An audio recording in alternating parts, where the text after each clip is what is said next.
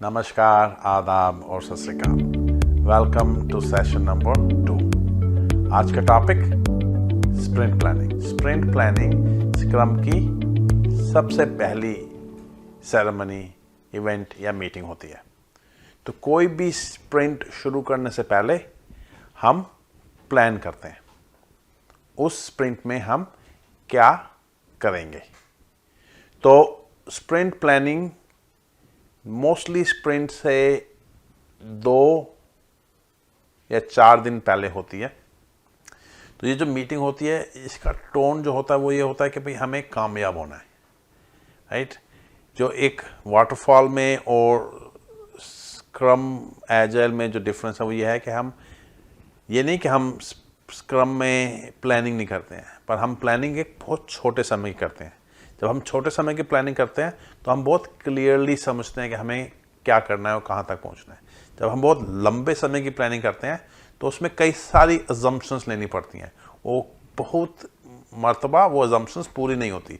जब वो अजम्पशंस पूरी नहीं होती तो हमारा काम रुक जाता है और कंप्लीट नहीं हो पाता।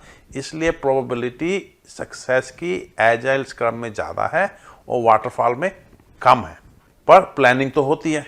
तो इट इज़ इम्पोर्टेंट कि जब आप स्क्रम प्लानिंग मीटिंग में आए तो आप पूरी तरह से तैयार होकर आए। आपको मालूम होना चाहिए कि भाई ये 15 स्टोरीज हैं जिनको हम इस आने वाली स्प्रिंट के लिए कंसीडर कर रहे हैं। अब हमने इन 15 की 15 स्टोरीज को अच्छी तरह से पढ़ लिया। अब इन स्टोरीज में अगर कोई भी हमारे को प्रश्न है, चाहे वो फंक्शनल प्रश्न है, चाहे वो टेक्निकल प्रश्न है, हम वो प्रश्न लिख लेते हैं ताकि जब हम मीटिंग में आए तो हम वो प्रश्न पूछ सकें। और जब हमें उनके पूरे आंसर मिल जाते हैं तभी हम उस स्टोरी को कहते हैं कि या ये स्टोरी जो है वो रेडी फॉर डेवलपमेंट है। अगर वो स्टोरी में प्रश्न चिन्ह लगे हुए हैं तो हम उस स्टोरी को ब्लॉक स्टेट पर डाल देते हैं जब तक उन ब्लॉकर्स को हम हटा नहीं देते।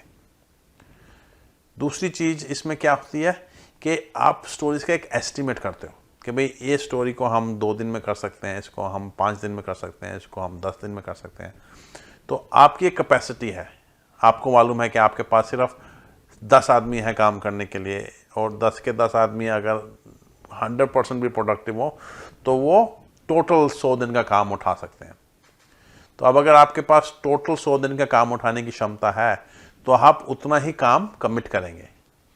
थोड़ा सा कम ही करें तो ज़्यादा अच्छा होता, ताकि आपको थोड़ा सा हेडरूम घूमने के लिए मिल जाए। क्योंकि कभी भी कोई भी चीज़ प्लानिंग के अनुरूप नहीं चलती है, मर्फीज़ लॉ, राइट। कोई चीज़ गलत हो सकती है तो वो होगी। तो इसलिए अपने आप को कम से कम 20% का हेडरूम दे के चलें। तो अगर आपके पास 100 घंटे करने की क्षमता है तो आप 80 घंटे का काम उठाएं। तो उसके बाद जो सबसे इम्पोर्टेंट काम है कि आप स्टोरीज को कमिट कर देते हैं कि इस स्प्रिंट में, स्प्रिंट नंबर 23 में हम ये 8 स्टोरीज के ऊपर काम करेंगे। तो इस मीटिंग को अटेंड कौन करता है? सभी के सभी डेवलपर्स, टेस्टर्स, प्रभावशाली यूजर्स, प्रोडक्ट ओनर और स्क्रम मास्टर। तो स्क्रम मास्टर मेरे पर्सपेक्टिव में इस मीटिंग का फैसिलिटेटर होता है। वो इंश्योर करता है कि मीटिंग रेगुलरली हो। इस मीटिंग में सभी व्यक्ति पूरी तरह से तैयार होके आए। और तैयार होने का अर्थ क्या है कि अगर आप डेवलपर्स हैं तो आपने उन स्टोरीज को पढ़ रखा है, आपको पता है कि इस स्टोरी में हमें क्या करना है। तो गोल होता है इस मीटिंग में कि उन सभी प्रश्नों का आपको जवाब मिले, क्योंकि कोई अर्थ नहीं होता स्टोरी को लेना और उसको कंप्लीट ना करना। तो it is very very important कि एवरीबॉडी कम्स प्रिपेयर्ड।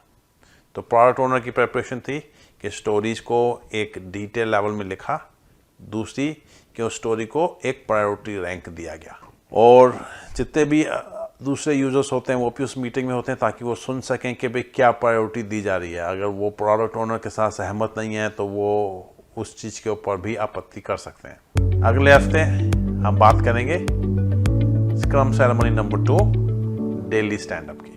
अगर आपको ये वीडियो पसंद आया हो तो कृपया वीडियो को लाइक और मेरे चैनल को सब्सक्राइब करना ना भूलें। ऑल्सो कमेंट सेक्शन में लिख के मुझे बताएं किन टॉपिक्स पे आप चाहेंगे कि मैं फ्यूचर में वीडियोस बनाऊं।